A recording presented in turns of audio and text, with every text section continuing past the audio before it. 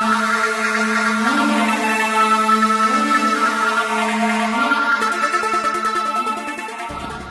I'm Paul Seaton for SpadeSocial.com and 888 Poker, the SuperStack High Roller London champion. First event in the High Rollers this year. It's Martin's Adeniya. Congratulations, Martins. Thanks. You played really well heads up, but of course, the final table you went in as chip leader, Yeah. and as we were just saying off camera, you had a kind of a big moment early on with a flip. Oh yeah, I had a big flip against Sam Holden like quite early on, where I raised with pocket tens, and he moved all in for about 140,000. I called like because I'm winning.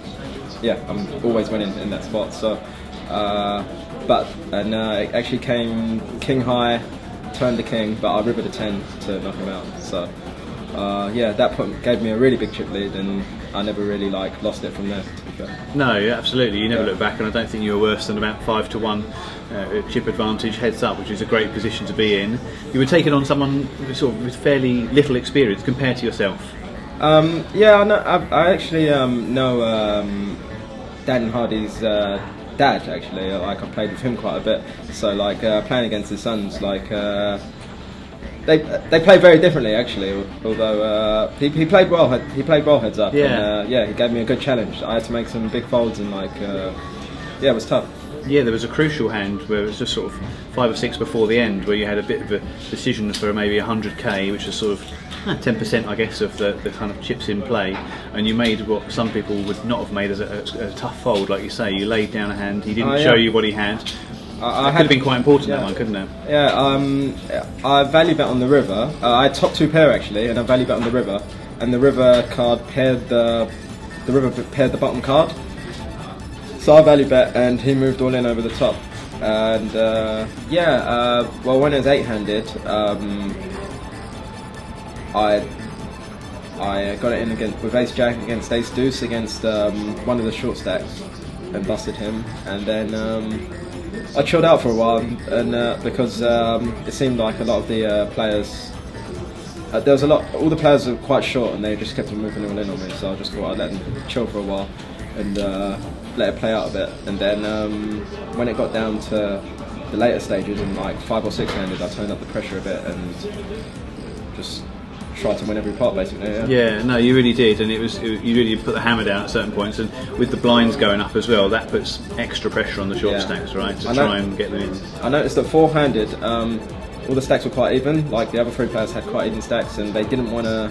It seemed like no one wanted to bust 4, so I really turned it up there, and probably picked up a few 100,000 just in stealing at that point. And then, but then at 3-handed, it was 3-handed didn't last too long actually, and heads up wasn't too long either. So. No, I think your chip advantage by that point. I had a big advantage. It had such a big, massive effect on the play, didn't it? Yeah, I had a big chip lead. I think it was 2-1 going in actually, but then it changed. I had a 2-1 chip lead going in, and then at one point it was actually quite close. I had about 600k, he had about 400, but then I won a few more pots, and then it was always. I was never behind basically. No. Once I took the lead in this tournament, hopefully I can do that. Take the lead and keep it all the way through an EPT or a World Series event coming up this year.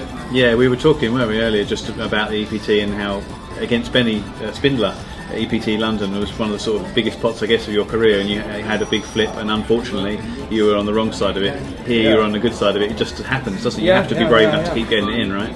Yeah, you just have to keep putting it in, and sometimes you'll get there, sometimes you won't. And Bennett, it was between me or Bennett. That flip was probably worth second place money, which was about 450,000 at that time. So that would have been nice, but I don't know, it's all good. It does happen for a reason though, doesn't it? And you'll come back and win other tournaments for sure, like you have done today. Yeah, exactly. Yeah. Definitely. Yeah, it's just the start of good things, really. Yeah, well, we certainly hope it is for you at Spade Social, and I'm sure 888 Poker would say exactly the same. From all of us at the tournament, congratulations on taking the tournament down. We look forward to seeing you at the next High Roller as well. Alright, thanks very much. Cheers, Martin. Thanks.